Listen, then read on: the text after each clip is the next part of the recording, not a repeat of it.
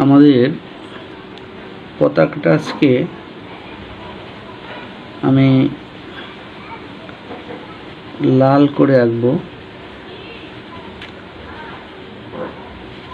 এই জন্য যে আজকে আমাদের মাতৃভূমিটা ছাত্রদের রক্তে রক্তাক্ত হয়ে গেছে, আর যার ফলশ্রুতিতে আমাদের সমগ্র বাংলাদেশি মানুষ আজকে তারাও ভিতরে রক্তাক্ত।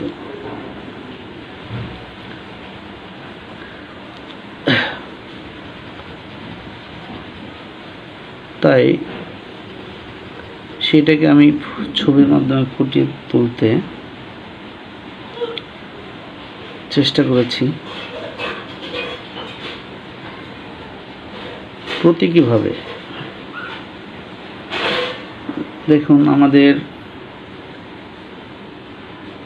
আবু সাইদ ভাই কিভাবে একা নিরস্ত্রভাবে মানুষের পুলিশের সামনে দাঁড়িয়েছিল বুকে সাহস নিয়ে,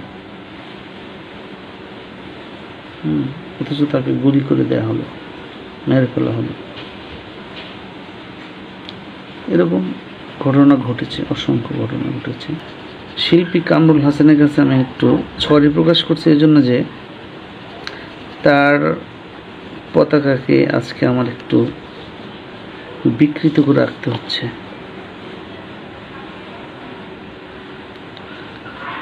তার পতাকাকে আজকে আমি অন্যভাবে এঁকেছি।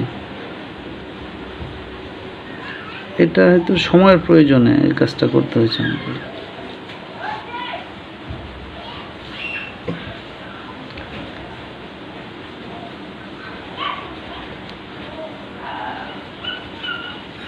দেখুন, আমরা হয়তো বিশ্বাসই করে নিয়েছিলাম যে আসলে এই যে মোবাইল দেখে বেড়ে ওঠা একটা প্রজন্ম, এটা কিভাবে দেশটাকে সামনে এগিয়ে নিয়ে যাবে। কিন্তু আমরা কি দেখলাম, এই ছাত্ররাই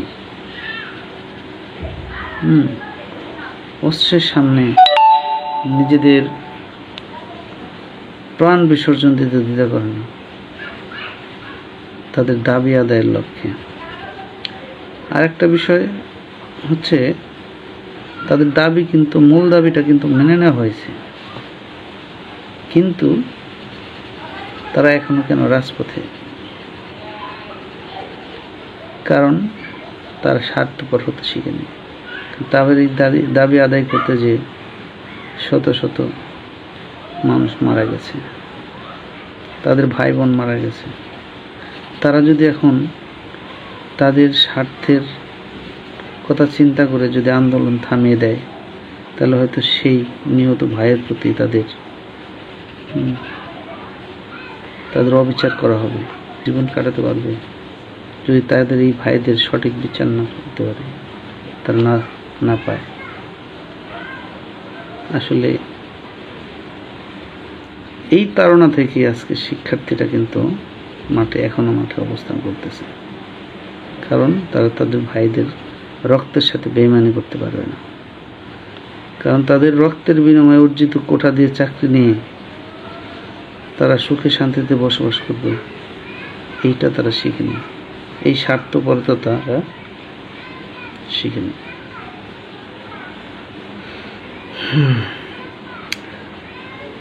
গণ অভ্যুত্থান হয়েছিল 1969, আমরা পড়েছি। গণ অভ্যুত্থান কেন হয়? একটা সরকারের বিরুদ্ধে অসংখ্য ক্ষোভ জমা হয়ে তাদের মনের মধ্যে, মানুষের মন বিক্ষুব্ধ হয়ে ওঠে। আর তখনই কি হয়, তারা আন্দোলন করে। আন্দোলনটা এমন জায়গায় পৌঁছায়, সারা বাংলাদেশ আন্দোলনের সাথে সম্পৃক্ত হয়ে যায়। একটা দেশ আন্দোলনটার সাথে সম্পৃক্ত হয়ে যায়, আর সেটাই হয়েছিল 1969-এ। আবার আমরা একটা গণ অভ্যুত্থান দেখলাম, যেখানে সারা বাংলাদেশ, দেশের মানুষ আন্দোলনে সম্পৃক্ত হয়েছিল। আর এই আন্দোলনে মানুষদের সম্পৃক্ত করতে পেরেছিল একদল অকুতোভয় ছাত্র। ঢাকা বিশ্ববিদ্যালয় থেকে শুরু করে দেশের সমস্ত বিশ্ববিদ্যালয় কাঁধে কাঁধ মিলিয়ে এসে দাঁড়িয়েছিল রাজপথে।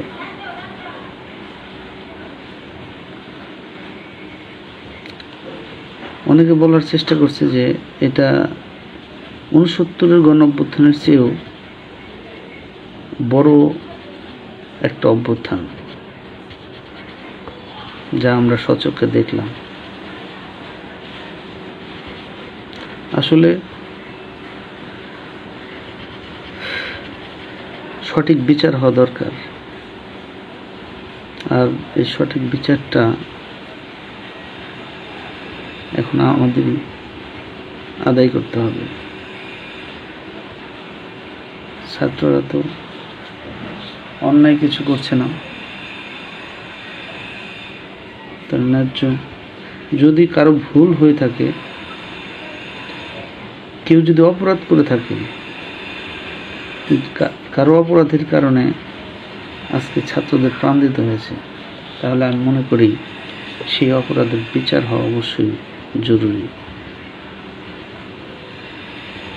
কিন্তু যদি সেই বিচার কার্যক্রম অন্যদিকে প্রবাহিত হয়,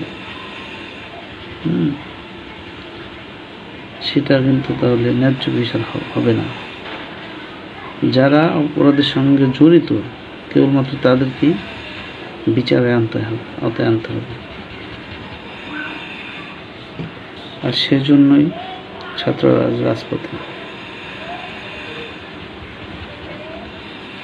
তোমরা চাইলে ছবিটা আঁকতে পারো, মানে আমি ছবিটা আঁকছি, অনেকখানি এঁকে ফেলেছি। এমন সময় মনে হলো যে তোমাদেরও একটু দেখাই, সেজন্যই ভিডিওটা অন করেছি।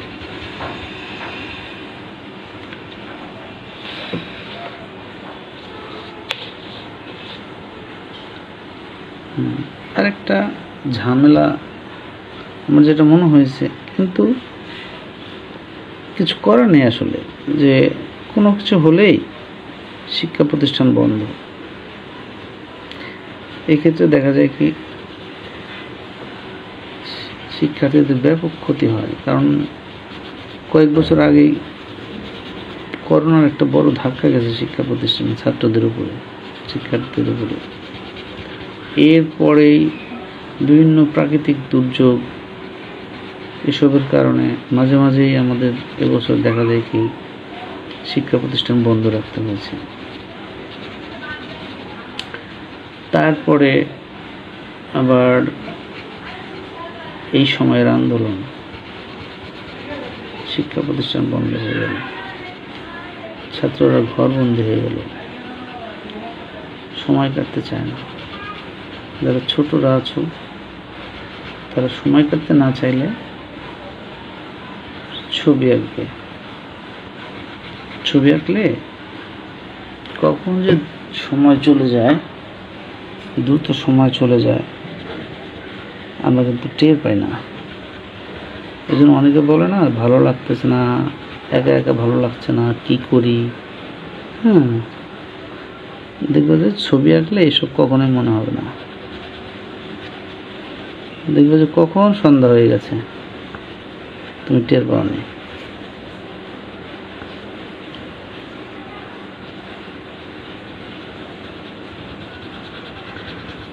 বাট হচ্ছে আমি দেখানোর চেষ্টা করেছি এটা একটা পতাকা, আমাদের লাল সবুজের পতাকা, আমাদের একজন ছাত্র ভাই প্রতীকী ছবি।